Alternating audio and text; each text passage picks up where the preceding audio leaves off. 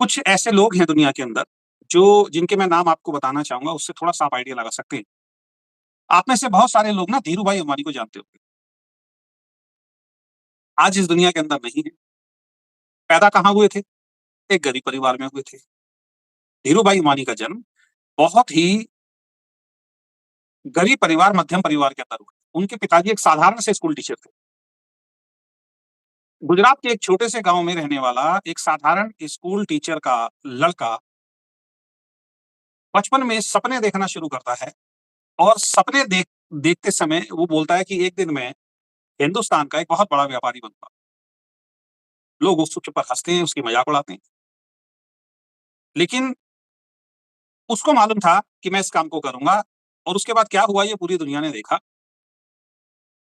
बचपन में बताते हैं कि उनके गाँव में से उनके स आसमान में जब उनके गाँव के ऊपर से कभी कोई हवाई जहाज़ जाता था, तो धीरूभाई अंबानी उसके पीछे भागे-भागे जाते थे और उनके पैरों में चप्पल नहीं होती थी। गाँव में देहात में कैसा होता है आपको मालूम है, चप्पलें वगैरह बच्चे कम पहनते हैं, वैसे भी भागते समय, गाँव में खेलते समय, हम भी बचपन में नहीं पहनते थे कई बार। लेकिन पैरों में चप्पल नहीं थी और वो उसके पीछे भागते थे जब भी हवाई जहाज़ आता था। तो उनके गाँव में पेड़ के नीचे 4-5-10 आदमी जैसे ताश खेलते हैं, ऐसे बैठे हुए। तो वो हमेशा हँसते थे उसके बाद। एक दिन उन्होंने पूछा, "अबे तू उसके पीछे भागता क्यों है? बच्चे भागते हैं जैसे।" तो कुछ बच्चे तो ऐसे ही बस हवाई जहाज़ है उसके पीछे भाग रहे हैं। लेकिन क्यों भाग रहे हैं जब तक ये क्लियर नहीं है, तो फिर रीज़न कहाँ से हुआ, गोल कहाँ से हुआ? तो अंबानी जी ये कहते थे बचपन के अंदर धीरू भाई कि एक दिन ना मैं इस हवाई जहाज़ में बैठूँगा, ये मेरा सपना है। तो गाँव के जो बड़े-बुजुर्ग थे, वो उनका मज़ाक उड़ाते थे, उनके दोस्त उनका मज़ाक उड़ाते थे। वो कहते थे, "बेटा पैरों में तेरे चप्पल नहीं है, है ना? गरीब परिवार से तुम और हम आते हैं, हमारी कहाँ इतनी औकात है कि हम इस हवाई जहाज़ में बैठें।" ऐसे लोगों के बीच में जिन्होंने उनकी आलोचना की, जिन्होंने उनके ऊपर हँसे, उन्हीं के बीच में से रहते हुए वो निकले और उन्होंने कितना बड़ा एम्पायर रिलायंस इंडस्ट्री के रूप में खड़ा किया, ये आपको और हमको मालूम। एक ऐसा व्यक्ति जो बहुत गरीब परिवार में पैदा हुआ, जब उसकी मृत्यु हुई तो 10,000 करोड़ की संपत्ति छोड़ के गया। कितना बड़ा मैसेज है आप देखिए। एक ऐसा व्यक्ति जो बहुत गरीब परिवार में पैदा हुआ, लेकिन अपनी मेहनत के दम पे, अपने गोल के दम पे, अपने विज़न के दम पे, अपनी इच्छा शक्ति के दम पे, अपने संकल्पों के दम पे, अपने विज़न के दम पे वो इंसान 10,000 करोड़ की संपत्ति छोड़ के चला गया। अब बात मैं जो समझाना चाह रहा हूँ वो ये नहीं है, धीरूभाई अंबानी की तरह पूरी दुनिया में बहुत सारे ऐसे लोग हैं जो गरीब परिवार में पैदा हुए, जिनके पास अच्छे संसाधन नहीं थे जीवन यापन करने के लिए भी। अलग-अलग फ़ील्ड में आप जाके देखिए, बहुत सारे लोग हैं जिन्होंने इतिहास रचा पूरी दुनिया के अंदर, हिंदुस्तान में बहुत सारे लोग हैं। तो मैं आपको ये नहीं समझाना चाह रहा हूँ, यहाँ 2 बातें आपको समझनी बहुत ज़्यादा ज़रूरी है, जो मैं समझाना चाहता हूँ आपको, कि पहली चीज़ तो इस बात से ये पता लगती है कि गरीब परिवार में होना, अभाव वाली ज़िंदगी जैसे कोटेशन आपने सुनी होगी, गरीबी में पैदा होना आपके हाथ में नहीं है ना?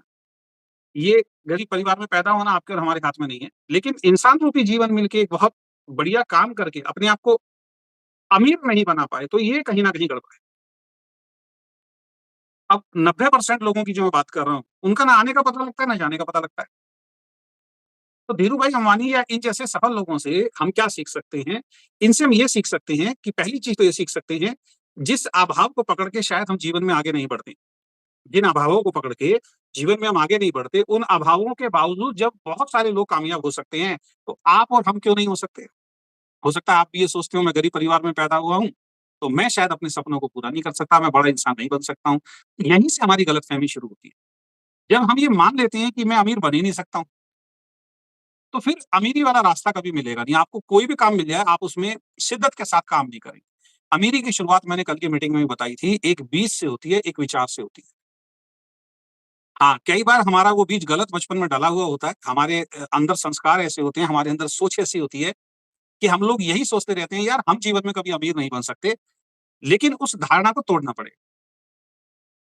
आप भी अमीर बन सकते हैं, आप भी दुनिया में जितनी भी सुख-सुविधाएँ हैं, उनको आप प्राप्त कर सकते हैं। तो पहला मैसेज तो क्या है कि गरीबी में पैदा होना कोई गुनाह नहीं है और कम संसाधनों के बाद अगर आपकी इच्छा शक्ति है और आप सही दिशा में काम करते हैं, तो आप भी दुनिया में बहुत अमीर आदमी बन सकते हैं, बहुत धन संपदा को आप प्राप्त कर सकते हैं। पहली चीज़ तो ये। दूसरी चीज़ जो यहाँ समझने वाली बात है, वो ये है कि अभाव के कारण अगर आप रुक जाते हैं, अब ऐसा तो है नहीं कि दुनिया में और लोगों को वो मौके नहीं मिले होंगे जीवन में आगे बढ़ने का। बहुत सारे लोगों के जीवन में ना सफल होने के मौके आते हैं। आप कभी घर में बैठे होंगे, आपको मैं कुछ याद दिलाना चाहता हूँ। मैंने तो अपने पिताजी के मुँह से सुना है और मीटिंगों में भी आपने सुना है, कई लीडर्स बताते हैं और जो वो लीडर बताते हैं तो वहाँ जब हम बैठे हुए थे तो हमें ये लगता था यार ये जो बोल रहा है यार ये बिल्कुल ठीक बोल रहा है। ये तो अपने साथ भी हुआ है करके। हमारे पिताजी बताते थे कि भई मैंने मीटिंग में आपको एक दो बार बताया भी है कि अरे यार वहाँ पे उस वक़्त ना बहुत सस्ती ज़मीन मिल रही थी लेकिन हमने ली नहीं। अगर ले लेते ना तो आज मज़ा आ तो इसका मतलब मेरे पिताजी को मौका मिला तो था सस्ती ज़मीन लेने का और उस वक़्त तो ले भी सकते थे। हमारी मदर कहती भी थी कि उस वक़्त इतने पैसे थे कि हम ले भी सकते थे लेकिन उन्होंने ली नहीं, किसी भी रीज़न से। उनके रीज़न ये रहे इतनी दूर कौन जाएगा, अभी वहाँ पे बसावट नहीं है, अभी वहाँ पे गन्ने के खेत खड़े हैं, अभी तो वहाँ मिट्टी ही मिट्टी है ना? कोई प्लॉट हड़प लेगा, वहाँ जाके अगर गलती से रहने लग जाएँगे, कोई 19-20 बात हो जाएगी क्योंकि हम बिल्कुल मेट्रो सिटी में रहते थे करोल बाग के आस-पास। तो इस तरीके के बहुत सारे विचार उनके मन में आए और उन्होंने उस ज़मीन को नहीं खरीदा। और उसके बाद में जब ज़रूरत पड़ी ज़मीन की कि अब लेनी ही पड़ेगी कहीं न कहीं और जब वहाँ जाके देखा तो वो ज़मीन इतनी महँगी हो गई थी कि अब हमारे पिताजी के पास हमारे पास उतने पैसे नहीं थे कि हम उस ज़मीन को खरीद पाएँ। तो ये बात जब मैं बता रहा हूँ तो आपको भी कहीं न कहीं ऐसा ध्यान आ रहा होगा कि आपके जीवन में या तो आपके जीवन में ऐसे बहुत मौके आए होंगे, वो मौके आपके हाथ से निकल गए। अगर आप उन मौकों को पकड़ लेते तो शायद जीवन में आप बहुत बड़ा काम कर सकते थे। वरना आपको अपने पिताजी की या दादाजी की या किसी के मुँह से सुनी हुई ऐसी कहानी ज़रूर याद होगी। यार उस वक़्त सोना बहुत सस्ता था, उस वक़्त यार मेरे दोस्त ने बोला था शेयर मार्केट में पैसे लगा ले, उस वक़्त मेरे दोस्त ने बोला था ये काम कर ले, उस वक़्त मेरे दोस्तों ने बोला था ये ज़मीन खरीद लो, हमने नहीं खरीदी यार और आज हमारे साथ इतना बड़ा एक तरीके से नुकसान ही बोलेंगे कि ये हो गया, काश उस वक़्त खरीद लेते। तो मौके ज़िंदगी में सबको मिलते हैं, आपको भी मिलते हैं, लेकिन मौके हम ज़्यादातर लोग 90% लोग अपने हाथ से मौके को छोड़ देते हैं। मेरा मानना ये है, मेरा एक इसमें स्ट्रॉन्ग बिलीव है, शायद ही दुनिया में कोई ऐसा व्यक्ति होगा, मेरा 100% स्ट्रॉन्ग बिलीव है इसके अंदर। शायद ही दुनिया में कोई ऐसा व्यक्ति होगा, जिसको जीवन में कभी सफल इंसान बनने का मौका ना मिला। मैं नहीं मानता इस बात कि कोई भी एक ऐसा इंसान, एक अभागा इंसान भगवान ने इस दुनिया में भेजा होगा, जिसको सफल बनने का जीवन में मौका ही ना मिला हो। ऐसा हो नहीं सकता, ऐसा पॉसिबल नहीं। सबको मिलता है, लेकिन ज़्यादातर लोग उस मौके को पहचान नहीं पाते हैं या मौका आने के बाद अपने अभावों के कारण वो आगे नहीं बढ़ पाते हैं और वो मौका उनके हाथ से निकल जाता है। तो पहली चीज़ जो मैंने आपको समझाई कि गरीबी में पैदा होना गुनाह नहीं है, गरीबी में मरना गुनाह है। जब दुनिया में बहुत सारे लोग अलग-अलग फ़ील्ड में आप केवल हमारे जैसे समाज से निकल के अगर दुनिया में कुछ बड़ा कर सकते हैं, तो आप और हम भी कर सकते हैं। अब दूसरी चीज़ समझने वाली क्या बात है? दूसरी चीज़ इस बात से मैं समझाना चाहता हूँ कि धीरूभाई अंबानी को आप जानते हैं। धीरूभाई अंबानी को आपके पिताजी भी जानते होंगे और धीरूभाई अंबानी को आपके बच्चे भी जानेंगे, जबकि वो दुनिया में नहीं। लेकिन अगर मैं आपसे एक बात पूछूँ कि आप किसी जैसे आप में से किसी का नाम अगर मैं बोलूँ कि आपको कौन जानता है? तो आंसर आएगा आपके कुछ रिश्तेदार, आपके कुछ दोस्त, आपके कुछ पड़ोसी। अगर मैं आपसे पूछूँ आपने मीटिंगों में सुना होगा कि आपके पिताजी का नाम क्या है? आप बता देंगे। आपके दादाजी का नाम क्या है? आप बता देंगे। आपके परदादा जी का नाम क्या है? यहाँ तक भी बता देंगे। परदादा जी के पिताजी का नाम क्या है? शायद आप में से कोई एक आध व्यक्ति वहाँ तक भी पहुँच जाए, लेकिन परदादा जी के पिताजी का नाम क्या था शायद आप नहीं बता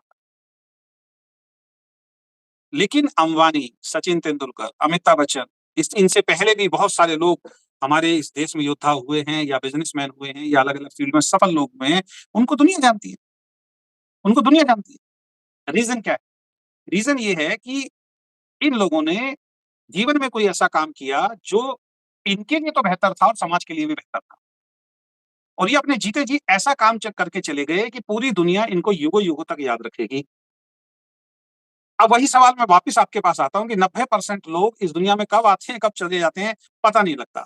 इंसान रूपी जीवन इनको भी मिला है, इंसान रूपी जीवन उन 90% लोगों को भी मिला है और इंसान रूपी जीवन दोस्त आपको भी मिला है। मौका उन 90% लोगों को भी मिलता है, मौका आपको भी मिलता है, मौका मुझे भी मिलता है। अब आपको और हमें तय करना है कि क्या हम उन 90% की भीड़ में शामिल होंगे कि मरने के बाद आपको और मुझे भी याद ना रखा जाए।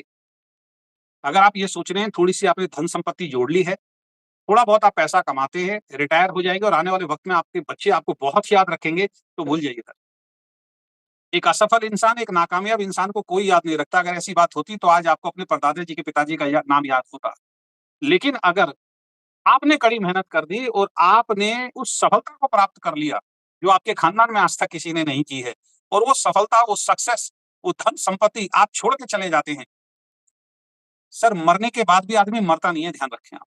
मरने के बाद भी आदमी मरता नहीं है, इसी को बोलते हैं अमरता। इसी को बोलते हैं अमर। अमर होना ऐसा नहीं कि आदमी कभी मरेगा नहीं। अमर होने का मतलब ये है कि जीते जी इंसान ऐसा कोई काम करके चला गया कि मरने के बाद भी युगों-युगों तक उसे याद रखा जा रहा है, इसे बोलते हैं अमर अमर। लोग कहते हैं ना, अमर होने का कोई वो मिल जाए, कोई जल मिल जाए या कोई ऐसी चीज़ मिल जाए, इसको खाए, फल मिल जाए, हम खा के अमर हो जाएँ। ऐसा कोई फल नहीं है। अमर होने का एक ही फल है, ऐसा कोई काम कर दीजिए कि आपको संसार में युगों-युगों तक याद रखा जाए, आप अमर। तो अपने आप को चेक कीजिए आप सभी लोग कि क्या आप ऐसा कोई काम कर रहे हैं, जिससे आपके जाने के बाद आपको युगों-युगों तक याद रखा जाए? और दूसरा सवाल ये है कि अभी आपको और हमें एक मौका मिला है, जो मैंने अभी आपको बताया कि 10,000 लोगों में चंद 10,000 लोगों में चंद लोग ऐसे हैं अभी हमारी कंपनी में जो silver, gold, diamond, double diamond और ब्लैक डायमंड हैं। इसका मतलब भगवान ने, ईश्वर ने आपको मौका तो दे दिया। आने वाले वक़्त में ये संख्या लाखों लोगों की होगी। उस वक़्त आपकी पोज़ीशन क्या होगी कंपनी में? ये आज से आपको डिसाइड करके आगे बढ़ना है। वरना बहुत सारे ऐसे लोग हैं जो हमारे यहाँ सिल्वर बने, आज वो कहाँ हैं? हमें पता तो है कहाँ हैं, लेकिन वो गायब हो चुके हैं। हमारी कंपनी में आपसे पहले कुछ लोग ऐसे थे जो गोल्ड बने, गोल्ड बनने के बाद भी वो इस कंपनी में काम नहीं कर रहे। हमारी कंपनी में कुछ ऐसे लोग हैं जो डायमंड भी बने और डायमंड बनने के बाद भी आज हमारी कंपनी में। तो केवल एक लेवल को प्राप्त करना, एक लेवल तक पहुँचना महत्वपूर्ण नहीं है। उस लेवल पे बरकरार रहना और अगली प्लानिंग करना उस लेवल से बड़े लेवल तक पहुँचने की।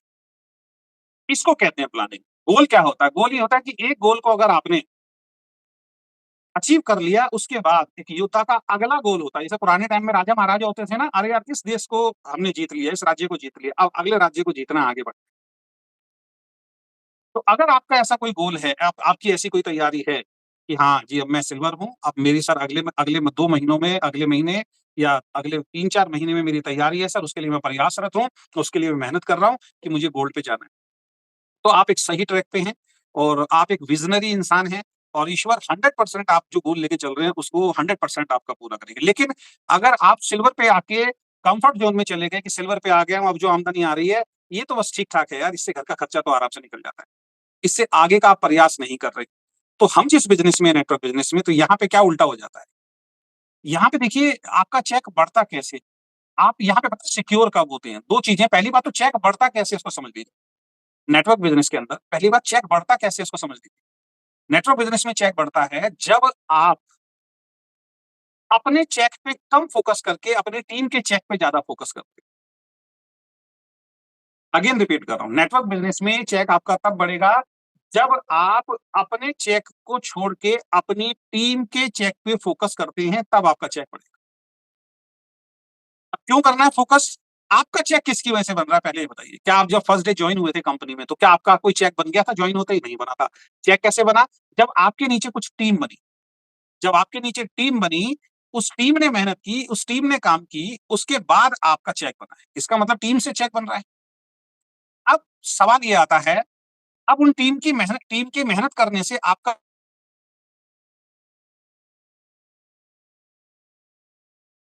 सर मेरी आवाज़ आ रही है? आ रही है सर, आ रही है।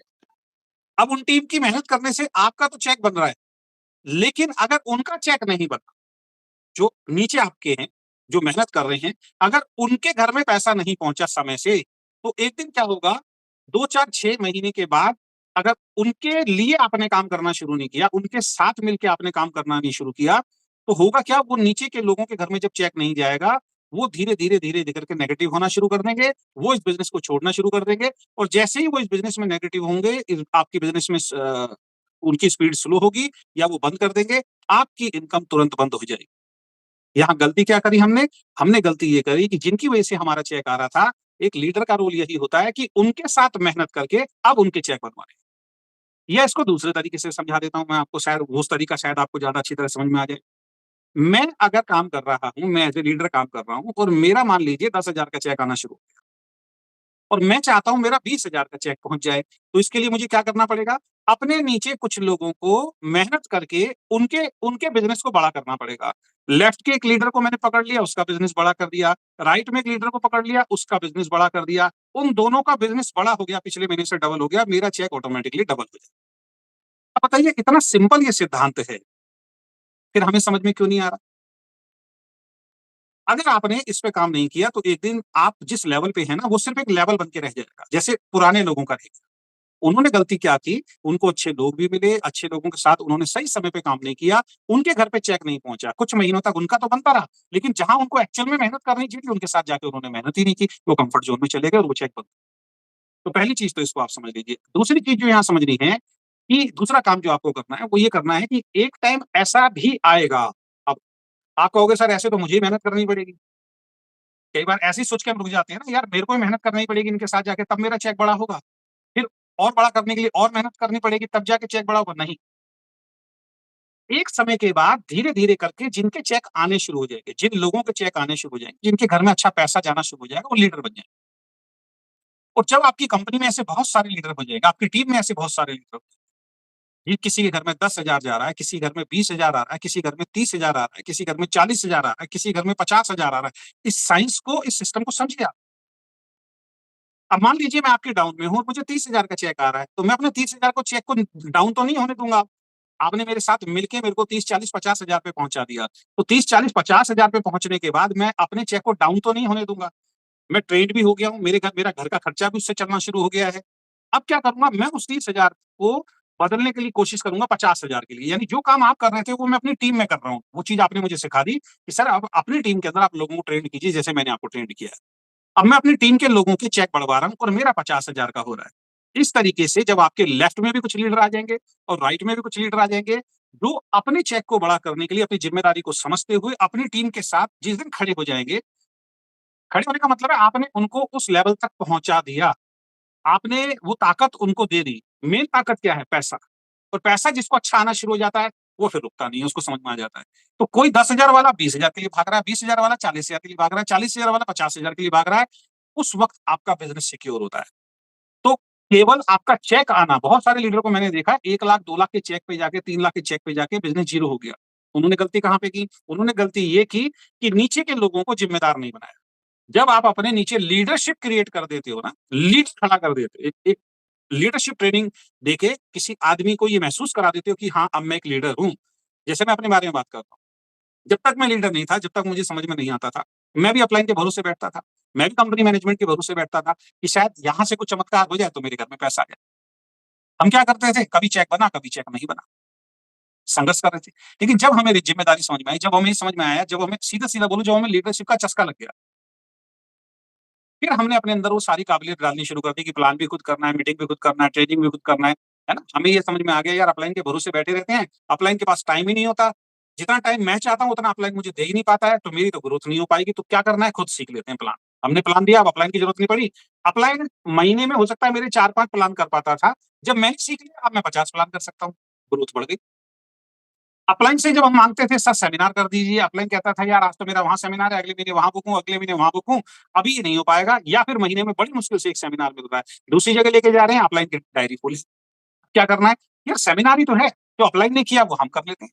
जब भीड़ मैं इकट्ठी कर रहा हूँ, हॉल में बुक कर रहा हूँ, लोगों से टिकट लेके पुरानी कंपनी की बात कर रहा हूँ, टिकट भी मैं ही दे रहा हूँ लोगों को, ठीक है? सारा जब कुछ मुझे करना है, तो यार 3 घंटे के लिए स्टेज पे क्या मैं खड़ा होके बोल नहीं सकता हूँ? तो जो अपलाइन काम करता है वो हम करते हैं। हमने वो भी करना शुरू कर दिया, बिज़नेस बड़ा होना शुरू हो गया। इसका मतलब क्या हो गया? मैं अपनी अपलाइन की डाउन में एक ज़िम्मेदार लीडर बन गया और जब मैं ज़िम्मेदार लीडर बन गया, मेरा अपलाइन फ्री हो गया। उसके बाद जब से मैंने ये सारी चीज़ें करनी सीख ली, उसके बाद मैं जिसकी डाउन में भी जॉइन हुआ हूँ, मेरी तरफ से उसको कभी सोचने की ज़रूरत नहीं पड़ी। आप पिछले 3-4 कंपनियों के नाम मैं बता देता हूँ, जिनके डाउन में मैं जुड़ा था। सर, उन्होंने कभी भी मेरा एक सेमिनार नहीं किया आके और उनके अकाउंट चेक कर लेना, उनको इतना-इतना पैसा गया है, मैं आपको बता नहीं सकता। क्या ये आपके साथ नहीं होगा? अब सवाल मैं आपसे पूछता हूँ, क्या आने वाले वक़्त में ये आपके साथ नहीं होगा?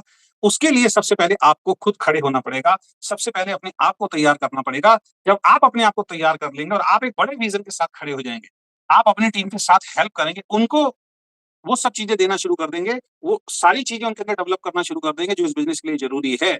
और जब वो खड़े हो जाएंगे सर, आप सिक्योर हो जाएंगे।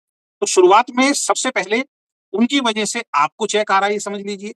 अब आपको अपना चेक अगर मेंटेन करना है या बड़ा करना है, तो उनके साथ ही जाके मेहनत करेंगे, उनके घरों में चेक पहुंचाएंगे, तो आपका चेक बड़ा हो जाएगा। और उसके बाद उन सब लोगों की लीडरशिप अगर आप क्रिएट कर देंगे, लीडरशिप अगर आप क्रिएट कर देंगे, उनको लीडर बना देंगे, उनके घरों में अच्छी अच्छी इनकम आनी शुरू हो जाएगी। अब आपका बिजनेस सिक्योर हो जाएगा। उसके बाद आप घर से निकलें ना निकलें, आप मीटिंग दें ना दें, सेमिनार दें ना दें, आपका चेक आना बंद नहीं होगा। हर बड़े लीडर को आज जाके देखेंगे, वो अब उतनी मेहनत नहीं करते हैं जितनी शुरुआत में वो मेहनत करते हैं। अब तो उनको मेहनत करने में अलग ही मजा आता है।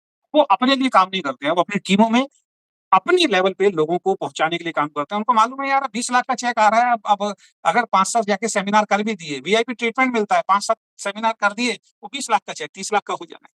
अब तो उनका सिद्धांत ही अलग हो गया, मल्टीपल हो गया क्या ही बोले। तो इन चीज़ों को समझ के आपको और हमें काम करना है। तो आप सब लोग एक लेवल पे आ गए हो, सिल्वर लेवल है आपका, गोल्ड लेवल है या डायमंड लेवल है। अगर इसी लेवल पे आप बने रहे, तो ये लेवल कुछ दिन के बाद खत्म हो जाएगा। तो हमें जो तैयारियाँ करनी है, क्योंकि सिल्वर के बाद, सिल्वर का मतलब है आपकी 10,000 बिज़नेस वॉल्यूम की मैचिंग हो रही है। और 10,000 बिज़नेस वॉल्यूम की मैचिंग का मतलब है आपकी डाउन में 50, 60, 70, 100 लोग ऑलरेडी जुड़े हुए होंगे। करना क्या है? उन्हीं के साथ काम करना है, उन्हीं के साथ मेहनत करनी है, उनकी लिस्ट बनानी है। थोड़ा-सा पेन तो लेना पड़ेगा। देखिए, मैं मीटिंग में एक बात बताता हूँ, अगर आप ₹10,000 कमाने के लिए लेकर निकल रहे हैं, तो 10,000 वाले चैलेंज उठाने पड़ेगा। अगर आप 20,000 के लिए जाएँगे, तो 20,000 वाली ज़िम्मेदारी और चैलेंज उठाने पड़ेंगे। अगर आप 50,000 की कोई नौकरी पे लगते हैं, तो 50,000 वाली ज़िम्मेदारी, काम, स्किल्स आपको डेवलप करनी पड़ेगी। अगर आप 1 लाख वाला काम करना चाहते हैं, तो 1 लाख वाली ज़िम्मेदारी और चुनौतियाँ उठानी पड़ेगी। और दोस्त, अगर 1 करोड़ रुपए महीना के लिए अगर कोई काम कर रहा है, तो उसको रिस्क भी उतना लेना पड़ेगा, उसको ज़िम्मेदारियाँ भी उतनी उठानी पड़ेगी और उसके लिए चैलेंज और चुनौतियाँ भी उतनी।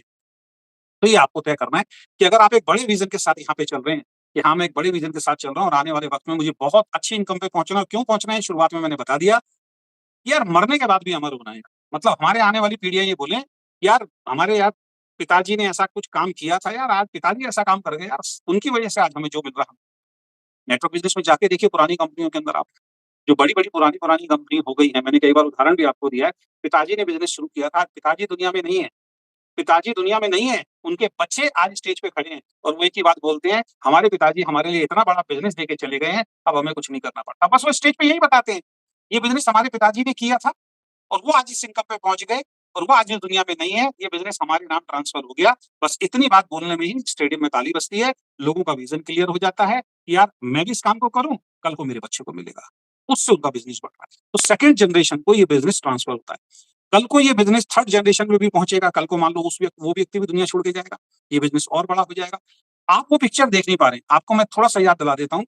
अगर आप गूगल पे सर्च करें कि एमवे कंपनी कितनी पुरानी है, तो आप देखिए कि एमवे कंपनी जब बाहर विदेश में शुरू हुई थी अमेरिका के अंदर, तो वहाँ पे उस वक़्त किसी लीडर ने एक बात बोली थी कि आपकी सेकंड जनरेशन जो है, वो इसके अंदर काम करे। और कितने सालों के बाद इंडिया के अंदर आए और इंडिया के अंदर जब वो आए, तो ऐसे-ऐसे लोग थे, उनकी उम्र 70-70 साल थी, जो एमवे के अंदर उस वक़्त से काम कर रहे थे। और इंडिया में आई तो उनके डाउन के अंदर 20-20 साल के लड़कों ने जॉइन किया। एक लड़का है अनुराग अग्रवाल, 20 साल का लड़का है, उसने एमवे जॉइन किया 20 साल की उम्र में, 18 से 20 साल की उम्र में उसने जॉइन किया था।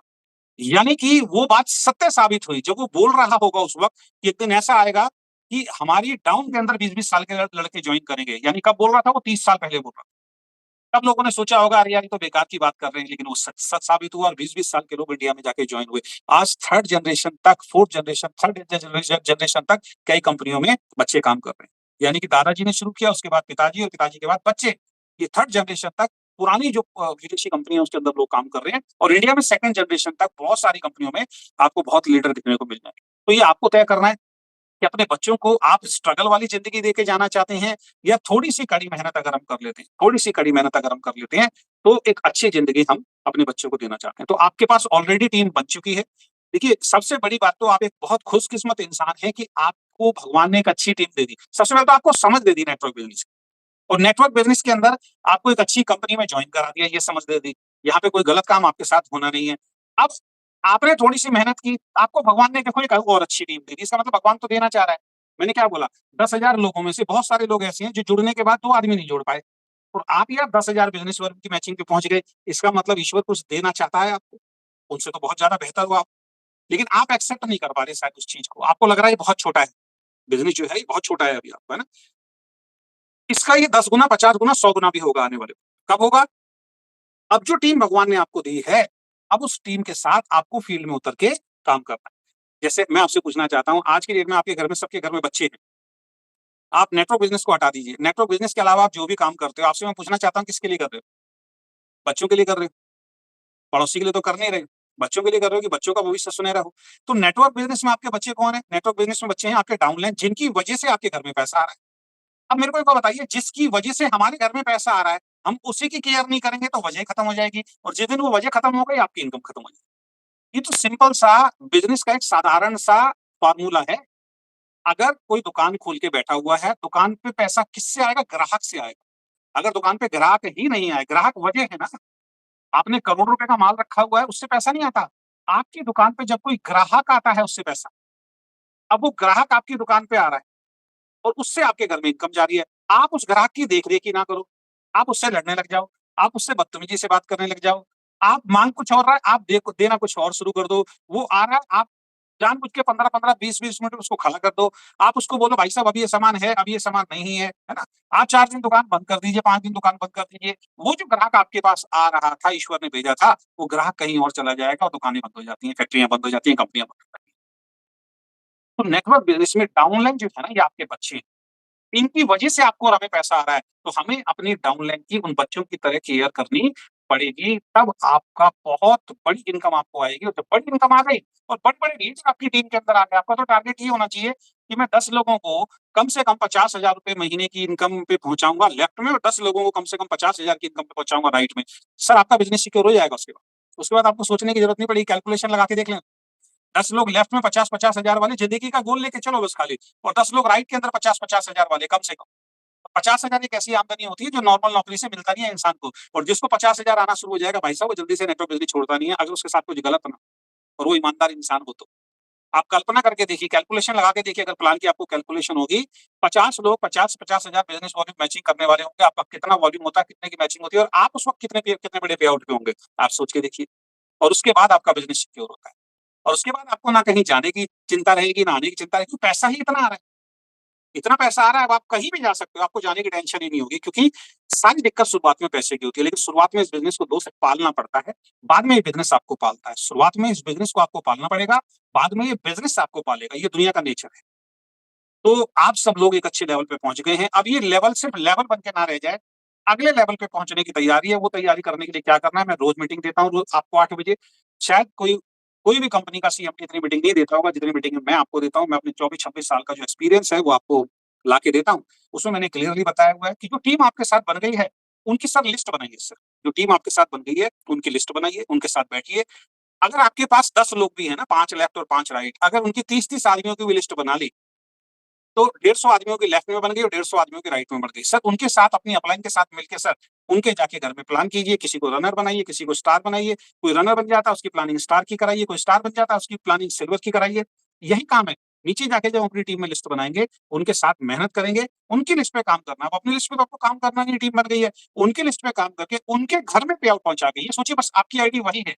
उस आईडी से आपको अपना चेक बनाना है। ये सोच करके काम कीजिए। उनके घर में चेक जाएगा, आपका चेक सर बढ़ना शुरू हो जाएगा। लेकिन लेफ्ट राइट दोनों ग्रुप में करना है, ध्यान रखें। एक ही ग्रुप में करोगे तो हो सकता है वो ग्रुप बहुत बड़ा हो जाए, और जो ग्रुप आप अपलाइन के भरोसे बैठे हो, कल को वो छोटा हो जाए, फिर आप नेगेटिव हो जाएँगे, फिर आपको बिज़नेस छोड़ना पड़ेगा। तो ये सिद्धांत जो है, मैं कई बार आपको समझा चुका हूँ, कैसे काम करना है, किस तरीके से टीम बड़ी होगी, इसके ऊपर बहुत सारी हम मीटिंग दे चुके हैं। सिंपल सिद्धांत है, जो आपके साथ जुड़ गए हैं, उनकी लिस्ट बनवाइए, उनके साथ फील्ड में निकलिए, उनके प्लान कीजिए और उनके साथ टीम बनाना शुरू कीजिए। कुछ मना करेंगे, कुछ हाँ करेंगे, सारी ट्रेनिंग ऑलरेडी मैं दे चुका हूँ।